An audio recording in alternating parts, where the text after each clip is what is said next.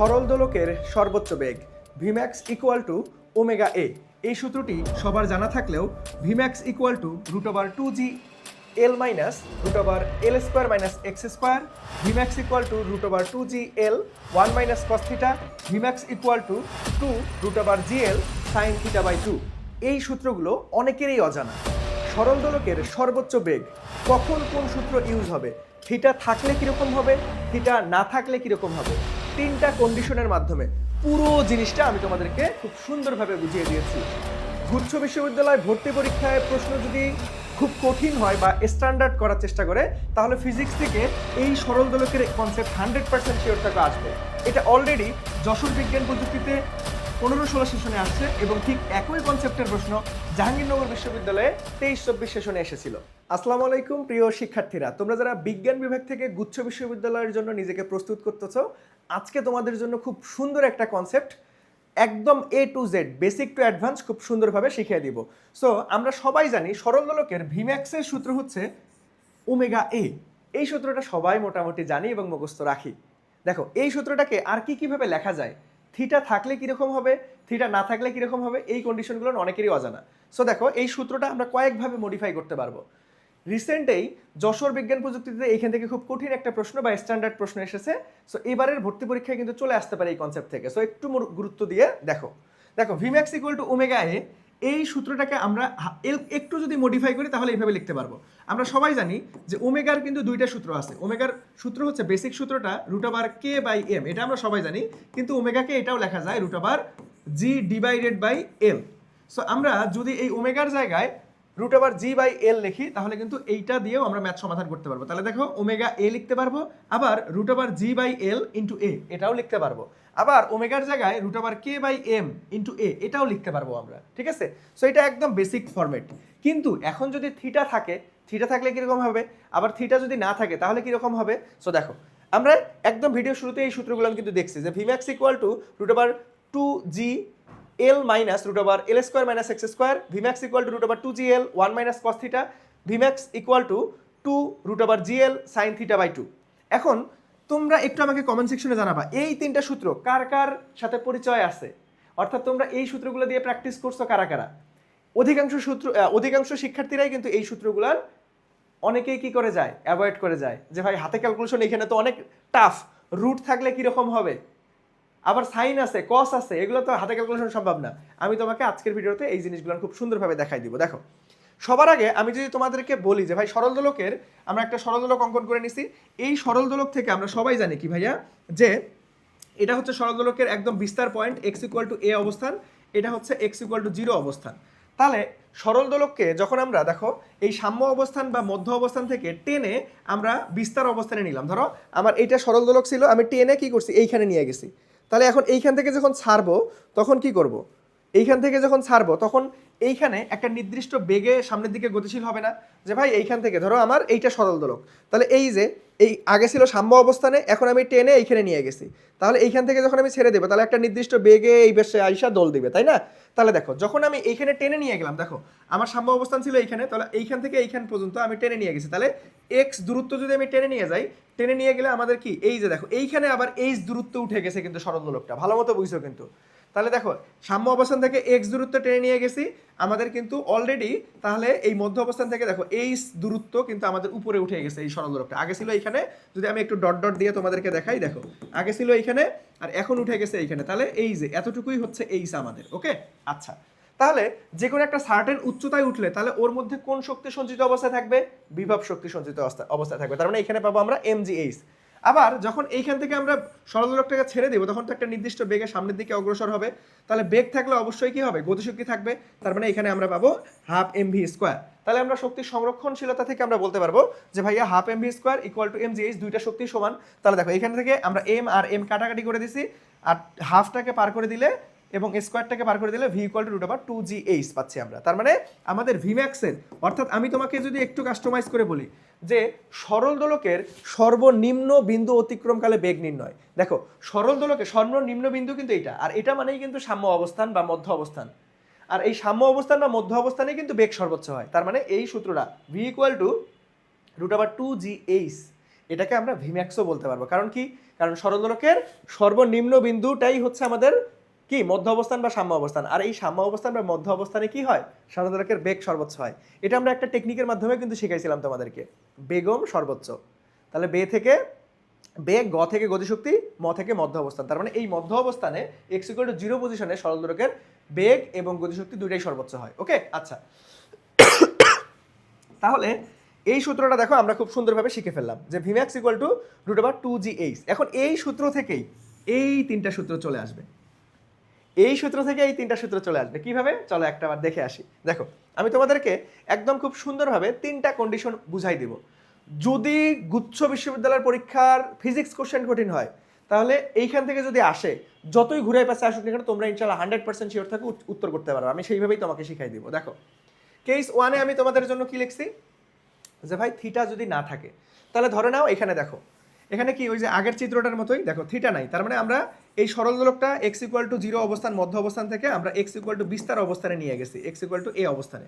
তাহলে সরণ কতটুকু হয়েছে দেখো, মধ্য অবস্থান থেকে এই যে x, এই পজিশনটা কতটুকু আমাদের হচ্ছে x দূরত্ব টেনে নিয়ে গেছে। তাহলে দেখো এই x দূরত্ব টেনে নিয়ে গেছে, তাহলে টেনে নিয়ে গেলে কি হবে, এখানে একটা h থাকবে, যে ভাই h দূরত্ব উঠে যাবে, কারণ এই যে এতটুকু থেকে এতটুকু দূরত্ব, দেখো আমি যদি একটু বর্ধিত করি, তাহলে এই যে এই দূরত্বটাই কিন্তু আমাদের h। তাহলে এখন এইচ এর মান কেমনে বের করবো, আমরা তো জানলাম, একটু আগে জানলাম যে Vmax = √2gh লেখা যায়। তাহলে এখন এই যে এইচ নিয়েই হলো কাহিনী, এইচ নিয়েই হলো কাহিনী, ঠিক আছে? সো এইচ এর বেলায় থিটা থাকলে কিরকম হবে, থিটা না থাকলে কি হবে, কখন সাইন থিটা হয়, কখন কস থিটা হয়, সেটাই আমরা দেখবো। দেখো এই এইচ এর সূত্রটা আমাদেরকে বের করে নিতে হবে। ধরো এখানে কোনো থিটা দেওয়া নাই, তাহলে থিটা না থাকলে কিরকম হবে, দেখো আমাদের এইটা কি ভাই, এই এতটুকুটা হচ্ছে সুতার দৈর্ঘ্য, আর এই যে এই পুরোটাই এটাও কিন্তু সুতার দৈর্ঘ্য, আবার এটাও সুতার দৈর্ঘ্য, সবই তো সুতার দৈর্ঘ্য, তাই না? তাহলে এইটা যদি সুতার দৈর্ঘ্য হয়, এটাও যদি সুতার দৈর্ঘ্য হয়, তাহলে এইখান থেকে আমরা কত দূর টেনে নিয়ে গেছি, x দূরত্ব টেনে নিয়ে গেছি। তাহলে এই এতটুকু কিন্তু আমরা জানি, এতটুকু হচ্ছে h, কারণ h মিটার সে উচ্চতায় উঠছে। এখন আমাকে এই h এর মানই বের করতে হবে। তাহলে দেখো এইখানে একটা সমকোণী ত্রিভুজ হয়ে গেছে না ভাইয়া? তাহলে সমকোণী ত্রিভুজের আমরা অতিভুজ জানি, আমরা ভূমি জানি। তাহলে এই যে এতটুকু অংশ, দেখো আমি একটু কালারটা চেঞ্জ করে নেই, এতটুকু অংশ তো আমরা ইজিলি বের করতে পারবো, তাই না? এই যে উপরের অংশ, এটাই তো লম্ব, এটাই তো লম্ব অংশ। তাহলে লম্ব অংশ কেমনে বের করা যায় রে, অতিভুজ স্কোয়ার মাইনাস ভূমি স্কোয়ার। দেখো এই যে এইখানে এই কাজটাই করছি আমরা, যে ভাইয়া √ অতিভুজ স্কোয়ার মানে l square minus x square মানে ভূমি স্কোয়ার। তাহলে এতটুকু লম্বর মান যদি পাই, তাহলে আমাদের দরকার হচ্ছে এইচ এর মান। তাহলে কি এই পুরোটা থেকে লম্ব বাদ দিব, তাহলে পুরোটা কি, পুরোটাই হচ্ছে সুতার দৈর্ঘ্য l, এই যে সুতার দৈর্ঘ্য l মাইনাস লম্ব। তাহলে লম্বর মান কি পাইলাম, যে √ l square minus x square. তাহলে দেখো আমরা এইচ এর সূত্র কি পাইলাম, যে l minus √l square minus x square. খেলা শেষ এখানে। দেখো তাহলে আমরা এখন এইচ এর মান বসাই দিলে আমাদের একটা সূত্র গঠন হয়ে গেল, যে Vmax = √2g into l minus √l square minus x square. এটা কখন হবে, যখন আমাদের থিটা যদি না থাকে প্রশ্নের মধ্যে, যে ভাই কোনো থিটা দেওয়া নেই, তাহলে আমাদের এই সূত্র হবে। ওকে, এখন আসো থিটা থাকলে দুইটা সূত্র আছে, সাইন থিটা কস থিটা। এখন কখন কোনটা হবে সেটা একটু দেখি। দেখো সো থিটা যদি থাকে, যখন আমরা সাইন থিটা ব্যবহার করবো, একটু মনোযোগ দিয়ে খেয়াল করো। তাহলে দেখো এই যে এতটুকু দূরত্ব তো আমাদের এইচ, এটা তো জানলাম, কারণ এক্স দূরত্ব যদি আমরা টাইনে নিয়ে যাই, তাহলে এতটুকু দূরত্ব আমরা এইচ দূরত্ব পাই, মানে উচ্চতাটা। ওকে, আচ্ছা যদি থিটা থাকে, তার মানে এই যে এই থিটাটা দেওয়া থাকবে, দেখো এই যে এই থিটাটা, অর্থাৎ কৌণিক বিস্তারের মানটা দেওয়া থাকবে পরীক্ষার প্রশ্নে। তাহলে থিটা যদি দেওয়া থাকে, তাহলে দেখো আমাদের দরকার কি ভাই, এইচ এর মান বের করা, তাই না? তাহলে আমরা এইচ মানে কি জানি, যে ভাই এইচ মানে ওই সুতার দৈর্ঘ্য পুরাটাই এল মাইনাস আমাদের এই যে আগে তো ছিল এতটুকু লম্ব অংশটা, বাট এখন কিন্তু আর লম্ব নাই। এখন কি হয়েছে, এখন তো এক্সট্রা দেওয়া নাই, এই যে এইখান থেকে এই দূরত্বটা এক্সট্রা দেওয়া নাই, আমাদের থিটা দেওয়া আছে। তাহলে থিটা থেকে কিভাবে বের করবো, তাহলে দেখো এই যে এই এতটুকু দূরত্ব কি ভাই, আমাদের সুতার দৈর্ঘ্য এল। তাহলে এইখানে থিটা থাকলে আমরা উপাংশ কনসেপ্ট দিয়ে এখন বোঝার ট্রাই করব। দেখো উপাংশের বেলায় আমরা তোমাদেরকে কিভাবে শিখাই, যে যার সাথে থিটা থাকে তার সাথেই কস থিটা।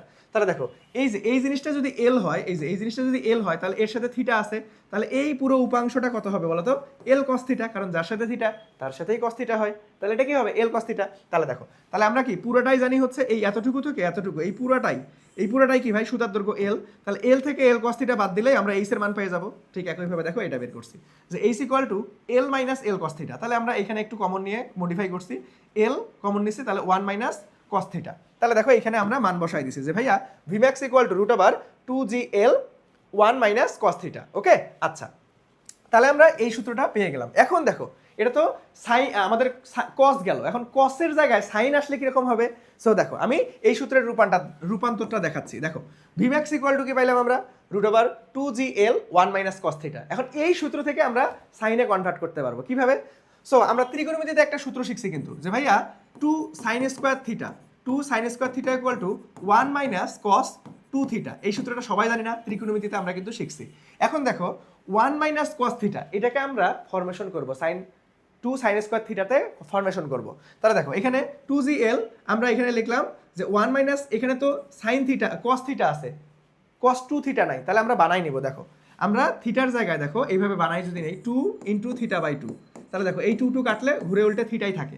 তাহলে আমরা কি করলাম? থিটার জায়গায় থিটা বাই 2 বসাই দিলাম। তাহলে আমাদের কি আসলো? √2gl into sine 2 sin square theta by 2, থিটার জায়গায় থিটা বাই 2 দিছি কারণ 2 কাটা যাবে, থিটা থাকবে। ওকে, তাহলে এখন দেখো এই যে এইখানে 2 আছে, এইখানে 2 আছে, তাহলে 2 2 4, √ আমাদের 4gl sin square theta by 2, তাহলে 4কে রুট করলে এই যে 2 আসে, আবার √gl এই ফরম্যাটেই রাখছি আমরা। আর সাইন স্কোয়ারকে রুট করলে কি হবে? খালি সাইন, তাহলে এখানে খালি সাইন। তার মানে দেখো আমাদের সূত্রটা কি দাঁড়াইলো? যে v max equal to 2 √gl sin theta by 2। বুঝা গেছে? তার মানে যদি থিটা থাকে তাহলে আমরা অলওয়েজ কোন সূত্র ইউজ করব? এইটা ইউজ করব, সাইনেরটা ইউজ করব। থিটা যদি পরীক্ষার প্রশ্নে দেওয়া থাকে তাহলে আমরা সাইনেরটা ইউজ করব সব সময়। তাহলে চলো একটু তোমাদেরকে দেখায় আসে যে এই কনসেপ্ট থেকে কিভাবে গুচ্ছ বিশ্ববিদ্যালয়ের পরীক্ষায় প্রশ্ন আসতে পারে। এটা অলরেডি যশোর বিজ্ঞান প্রযুক্তিতে আসছে, জাহাঙ্গীরনগর বিশ্ববিদ্যালয়ে আসছে, আমি তোমাদেরকে একটু দেখায় আসি। চলো দেখো এই যে এই প্রশ্নটা একটু মনোযোগ দিয়ে পড়ো, যশোর বিজ্ঞান প্রযুক্তিতে 15-16 সেশনে আসছে। ওকে, সো দেখো কি বলছে, যে ভাইয়া আমরা যদি প্রশ্নটা পড়ি, যে একটি সরল দোলকের দোলকপিণ্ডের ভর দেওয়া আছে, এম এর মান দেওয়া আছে 2 কেজি, কার্যকরী দৈর্ঘ্য এল এর মান দেওয়া আছে কত ভাইয়া? 1.5, উলম্ব রেখা থেকে 6 ডিগ্রি কোণে, তার মানে থিটার মান দেওয়া আছে, টেনে ছেড়ে দিলে দোলকের গতিপথে সর্বনিম্ন বিন্দু, এই দেখো সর্বনিম্ন বিন্দু মানেই কত? x = 0, সাম্য অবস্থান বা মধ্য অবস্থান, এই বিন্দুতেই কিন্তু বেগ সর্বোচ্চ হয়। তাহলে তোমাকে এইখানে বেগ বের করতে বলছে, বাট তোমাকে বুঝে নিতে হবে এটা ভিম্যাক্স এর মান বের করতে বলছে, কারণ সর্বনিম্ন বিন্দুতে সরল দোলকের বেগ ভিম্যাক্স হয়। তাহলে ভিম্যাক্স এর আমরা থিটা থাকলে অলওয়েজ সাইন থিটাটা নিব। তাহলে কি সূত্র শিখলাম একটু আগে, যে 2√gl sin থিটা বাই 2। এখন এই সূত্রটা কিভাবে আসছে এটা কিন্তু আমি প্রমাণ শিখাই দিয়েছি, তোমাকে কিন্তু সূত্র মুখস্থ রাখতে হবে ভাইয়া, বুঝতে পারছো? আচ্ছা, তাহলে এখন মান বসাই দাও, যে 2√g 9.8 ইন্টু এল এর মান কত ভাই? 1.5, আর এখানে সাইন থিটার মান কত? 6 ডিগ্রি, তাহলে 6/2। ঠিক আছে, এখন এটাকে ক্যালকুলেশন করলে দেখবা 0.40 চলে আসে, অর্থাৎ বি নাম্বারটা হবে রাইট আনসার। এখন কথা হচ্ছে যে ভাই হাতে ক্যালকুলেশন কেমনে করবো? দেখো এইখানে সাইন 6/2, তার মানে 6/2, 3 × 6 3, সাইন 3 ডিগ্রির মান হাতে ক্যালকুলেশন কখনোই করা সম্ভব না, বা অনেক কষ্টসাধ্য, তাই না? সো এই সালটা দেখো ভাই, এইটা কত সালে আসছে? জাস্টে এটা কিন্তু 15-16 সেশনে আসছে, তখন কিন্তু ক্যালকুলেটর ছিল। সো দ্যাটস ওয়াই কোনো ঝামেলা নাই। এখন যদি তোমাদের পরীক্ষায় আসে তাহলে কিভাবে আসবে বলো তো? এখন পরীক্ষায় আসলে একটু মডিফাই করা থাকবে। যেমন দেখো জাহাঙ্গীরনগর বিশ্ববিদ্যালয়ে 23-24 সেশনে থিটার মান 60 ডিগ্রি দেওয়া ছিল, থিটার মান 60 ডিগ্রি, এবং আমি যদি এখন তোমাকে একটু মডিফাই করে দিই যে ভাই এখন প্রশ্নটা আসলে কিরকম আসবে, দেখো থিটার মান 60 ডিগ্রি থাকতে পারে, আবার এল এর মান 9.8 যদি থাকে তাহলে হাতে ক্যালকুলেশন কিন্তু করতে পারবা। দেখো আমরা যদি এই সূত্রটাতে মান বসাই দিই, দেখো যে √2 √g এর মান হচ্ছে 9.8, ধরে নাও প্রশ্নে এল এর মান 9.8 দেওয়া আছে, তাহলে 9.8 × 9.8, আবার সাইন 60 যদি দেওয়া থাকে, এখন যদি আসে হাতে ক্যালকুলেশন করার জন্য এইভাবেই আসবে, তাহলে 60/2। তাহলে দেখো, তাহলে এখানে 2 পাইলাম, আর 9.8 দুইটা 9.8কে রুট করলে কত হবে? একটা 9.8 হবে। আর এখানে 30 ডিগ্রি, 60 × 30, তার মানে 30 × 60, তার মানে সাইন 30 ডিগ্রির মান কত? হাফ। তাহলে দেখো এই যে 2 আর 2 কাটা, তাহলে এখানে 9.8 থাকতেছে, তাহলে এইটাই হচ্ছে 9.8 ms ইনভার্স 1, এটাই হচ্ছে তখন অ্যান্সার আসবে। যদি এখন এই প্রশ্নটা আসে, এখন তো ক্যালকুলেটর ব্যবহার করা যাবে না, তাহলে স্যারেরা একটু মডিফাই করে দেবে। কিভাবে মডিফাই করতে পারে সেটাও আমি তোমাদেরকে দেখাই দিলাম, বুঝতে পেরেছেন? তো সরল দোলক থেকে সর্বোচ্চ কঠিন প্রশ্ন যদি গুচ্ছতে ফিজিক্সে আসে তাহলে এইখান থেকে ইনশাআল্লাহ চলে আসবে, ঠিক আছে? সো আমরা কিন্তু ঠিক এইভাবেই তোমাদেরকে প্রত্যেকটা কনফিউশন আমাদের ক্লিয়ার করে দিচ্ছে আমাদের অনলি জিএসটি এ ইউনিট কোর্সে।